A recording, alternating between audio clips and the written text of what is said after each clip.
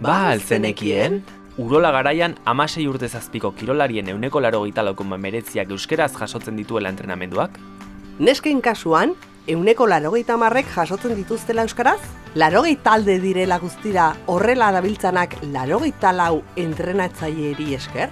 Urola garaian adin horietan dabiltzan 23 kirol elkarte eta udal kirol zerbitzuetatik 18 guztia eskaintzen dietela euskeraz?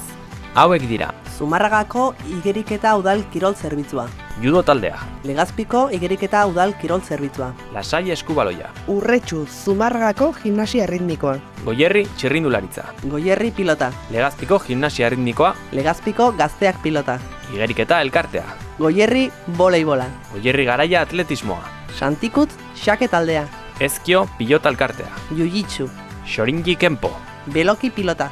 eta Argixao atletismo eskola.